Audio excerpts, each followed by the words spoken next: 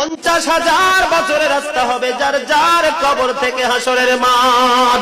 ফুলচেরাতে পুল হবে 30,000 বছরের রাস্তা।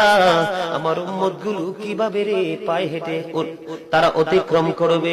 বন্ধু নবী এমনি এমনি কাঁদেনি রে, নবী জানিয়ে দিয়েছে কাল কিয়ামতের ময়দানে উম্মত গুলো খালি পায়ে থাকবে, মাটি তো তামা থাকবে। ও বন্ধু, তাদের শরীরে কোনো পোশাক থাকবে না, উলঙ্গ অবস্থায় থাকবে। এমন মা আয়েশা প্রশ্ন করলো, গো প্রাণের নবী, জানতে মনে চায় নবী গো, এই যে আপনার উম্মত গুলো উলঙ্গ অবস্থায় খালি পায়ে সবাই থাকবে গো নবী, তারা কি নারী পুরুষ একসাথে? কয় হ্যাঁ, নারী পুরুষ একসাথে। তারা কি কেউ কারো দিকে নজর দিবে না? এবার আমার নবী বলেছে, আয়েশা রে, কেমন করে নজর দেবে রে আয়েশা? বন্যার পানি যেমনি প্রবল বেগে বৃদ্ধি পেয়ে পৃথিবীর মানুষগুলোকে গ্রাস করে ফেলে, কাল কিয়ামতের দিন এই জাহান্নামের আগুন মানুষের দিকে বন্যার মতো প্রবল বেগে ছুটে এসে মানুষকে ঘিরে ফেলবে।